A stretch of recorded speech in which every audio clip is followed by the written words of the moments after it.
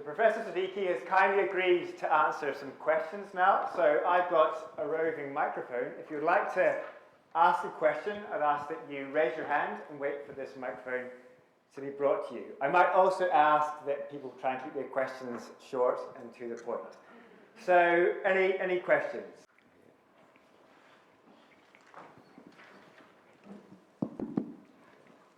Thank you. I had to write it down in case I forgot it. A famous saying attributed to Muhammad says that God will raise for his community at the end of every 100 years the one who will renovate its religion for it. Do you foresee that change, perhaps with the coming of Muhammad, or is it set in concrete, in which case where is concrete made for the Muslim religion? It's a strange paradox in Islam, that at least in Sunni Islam, that whereas there is no centrality in the religion in terms of a hierarchy of clerics, etc., Islamic thought proliferates to just a kind of voluntary acquiescence agreement from the community. Things kind of move in certain directions and become part and parcel of what is accepted, what is not accepted. I've had many Catholics who've said, if only you lot had a pope, you would be fine. I'm not sure that would solve anything, but it's seen as something quite quizzical to the non-Muslim world. Where is your central authority? Where is your reformer? And of course we've had reformers, but I think when we think in the West of reformers, we're thinking of a Martin Luther, we're talking of a whole reformist movement, which is very much about structural, doctrinal changes. I don't think Islam has the same issue or the same parallel. What we find in some ways is that there are what I would call socio-legal ethical changes that happen. So, and you could argue, well, ethics, law, they're all part of doctrine as well, probably true. But things change in places according to what people want to see and how people see change. And everything is debated within individual contexts, but there is no one sweeping tide of something. There is no one saying, this is the way it's going to be. It's just never been like that right from the dawn of Islam. Despite Muslims talking about the caliphate, etc., the caliphate was a nominal governance. It wasn't there to make laws in the way that we understand people in power. So it's kind of a rather diffuse system. And I don't know whether we look to reformers in any sense anymore. I mean, some may, and I think it's different in Muslim majority countries, but for the majority of Muslims in the West, I'm not sure how many people are looking for the reformer to come. Thank you.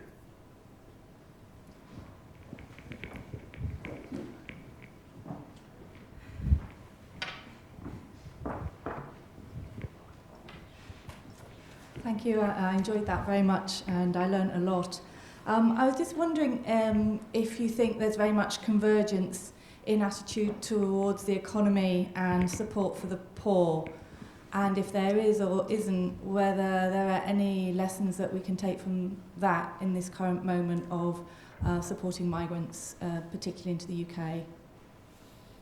I think on an ethical level, I find very little difference between any of the great religions in terms of how one is towards, the Quranic and biblical passages will talk about charity to the widow, the orphan, the hungry. And today we could replace those with the marginalised, the people sleeping on the streets, the homeless. But I suppose it depends on what we mean by welcoming a stranger. What does that actually mean? And the challenge of that. So in my hospitality book, I actually talk about the limits of hospitality. That on the one hand, it's very attractive, it's quite enticing and very appealing to say that we should have unlimited hospitality. And I don't even just mean in terms of resources, but all of us do hospitality, and we know how challenging hospitality is, even at a very basic local level. So when you think of whole societies welcoming people, what does that look like? What is unsettling about it? What is good about it? So I don't actually think of resources an issue, economic challenges are an issue, but I think it's something deeper than that makes us resist. So there are good migrants, bad migrants, good foreigners, bad foreigners. And I think, we're seeing that play out. in Europe at the moment. So for, in terms of ethics, I would say that the whole emphasis on charity, on giving and accepting that, your wealth is purified only when you give to those who are more deserving, it plays a huge part in the lives of many Muslims. There are certain things that Muslims are very careful to do, and giving of their wealth is something a lot of Muslims do, irrespective of whether they live in Muslim majority countries or not. But the whole hospitality thing, I think, moves us into a slightly different area, whether it's state hospitality or individual hospitality.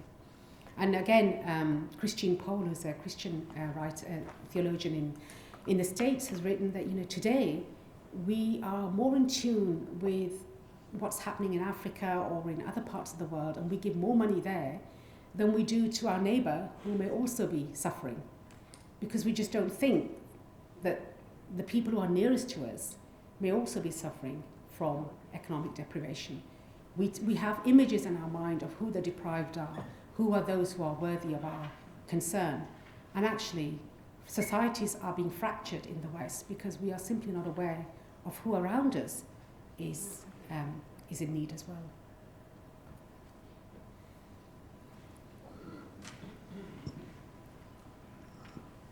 Hello.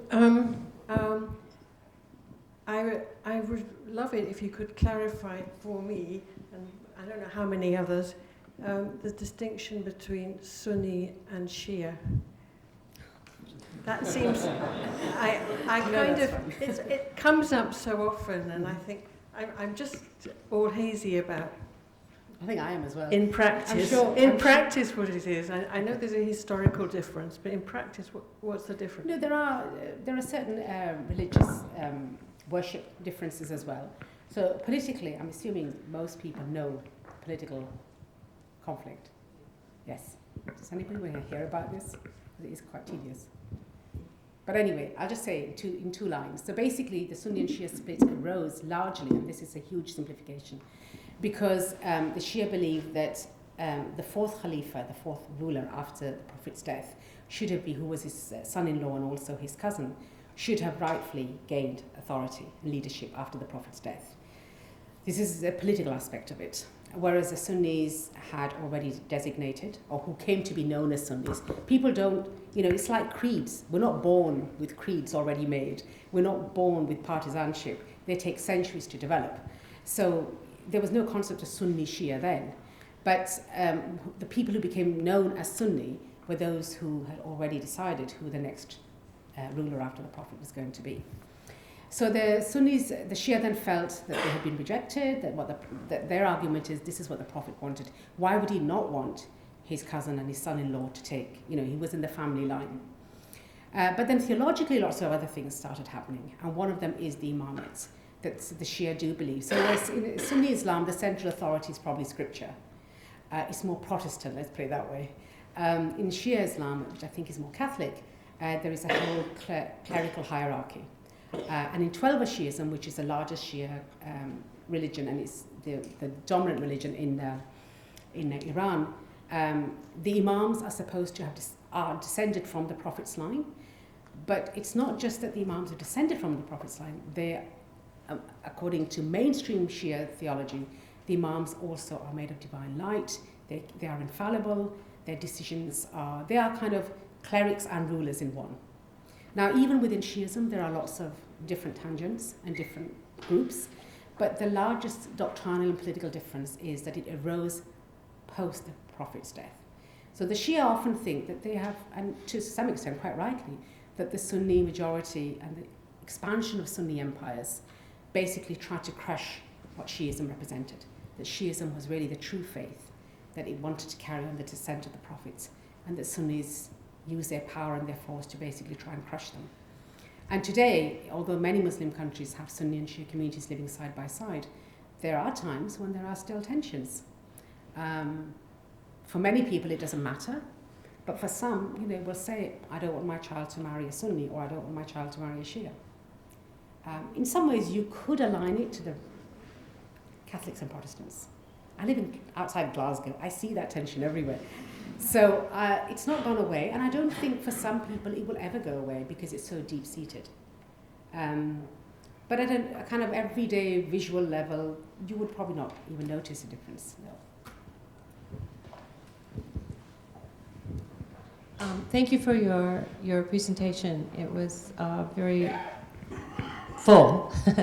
My question is about to what extent do the centuries of Western interference or domination of the Middle East impact on the Middle Eastern sense of self, making it difficult to adjust if they're living in the West, or does it make it easier to be more violent against the West?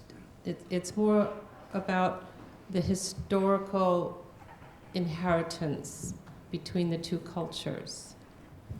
Do you not think the West is violent against the Middle East? Sorry? Do you not think the West has been violent against the Middle East? That's what I'm saying. In what way? Where do you see the difference in the violence?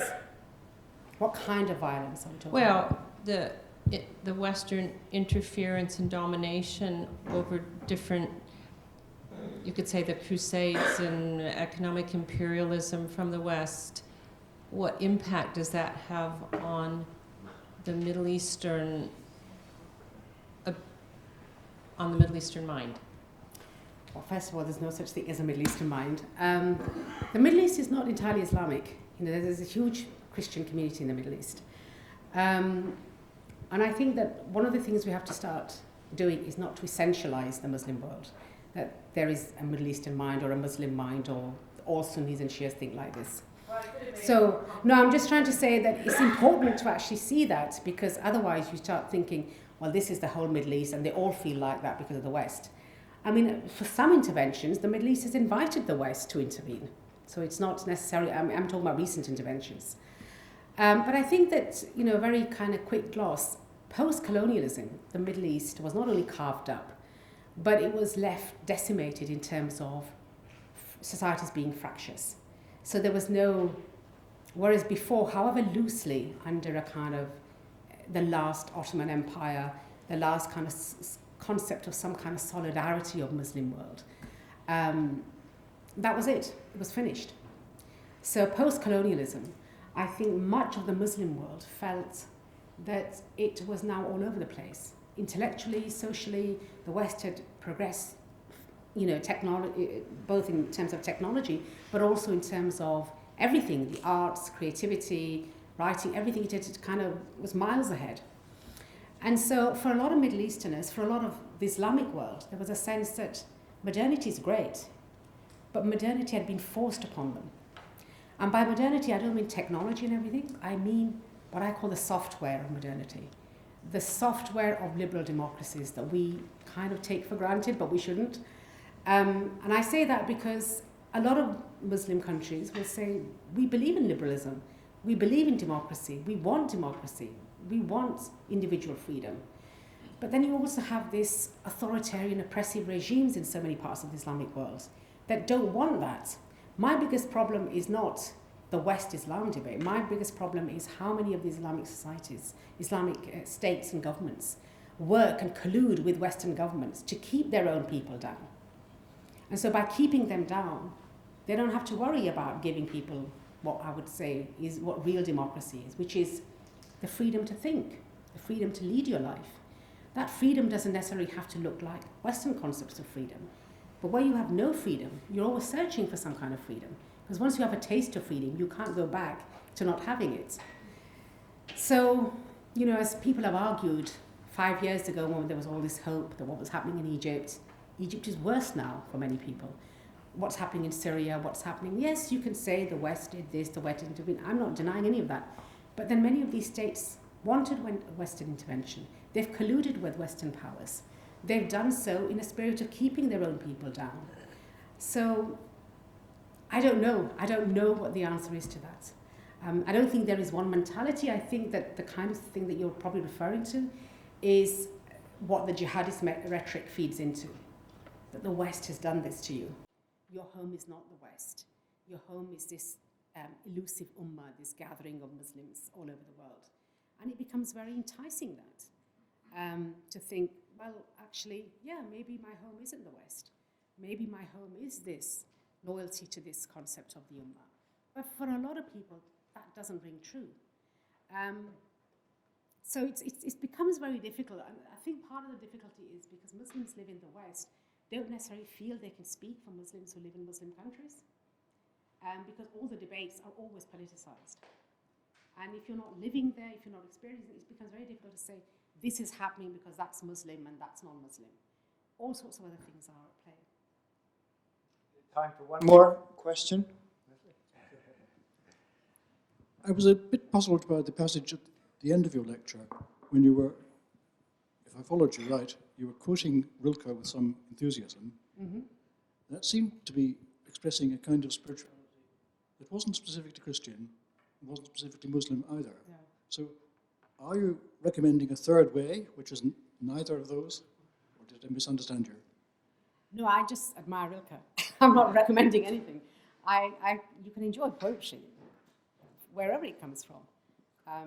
And I think people who touch on the liminality of life, the tensions of life, the struggle of life are appealing to anyone, whether you have a faith in God or not.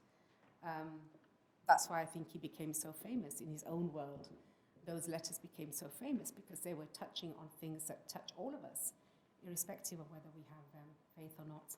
I think it's really important to emphasize this, that just because one is a Muslim doesn't mean that you're a pious Muslim. I'm not talking about myself, but I'm talking about a general perception that people have. If you're a Muslim, you must be doing this, you must be doing that, you must look like this, you must be doing something that we never do about other religions. And I think that would help in non-essentializing the Muslim faith. That, most Muslims are just people who go all through everything that other people go through. Some choose to practice their faith in a certain way, some don't. But literature, reading, opening up an intellectual world, hopefully affects us all in the same way, that our minds are broadened to different ways of thinking about our lives. Thank you. Well, if we could share our appreciation once again for the